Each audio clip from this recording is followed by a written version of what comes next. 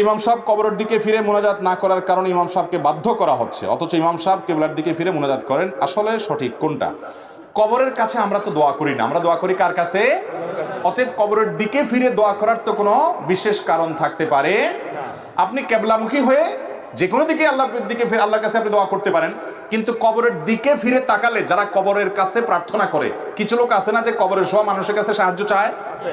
কবরের কাছে শোয়া মানুষের কোনো সাহায্য করার ক্ষমতা আছে? সাহায্য করার একমাত্র ক্ষমতা কার?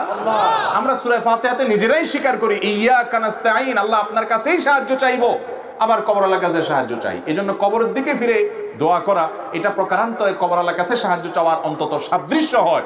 ইমানদার চাইবে আল্লাহর কাছে, এজন্য যে কোনো দিকে তিনি চাই দোয়া করতে পারেন, কিন্তু যখন কোনো বিষয়ের দিকে চেয়ে দোয়া করলে মনে হয় তার কাছে চাচ্ছে, সাদৃশ্য হচ্ছে, সে তখন কেবলামুখী হয়ে দোয়া করবে এবং প্রমাণ করবে যে না, আমি কবরওয়ালার কাছে নয় বরং কবরওয়ালার মালিকের কাছে চাচ্ছি। মালিকের কাছে চাওয়ার সুযোগ থাকলে মালিকের কাছে না চাইয়া মালিকের কর্মচারীর কাছে চাওয়া কি কোনো সম্মানের কথা? তাহলে আল্লাহর কাছে চাইতে হবে, আল্লাহর কোনো গোলামের কাছে না।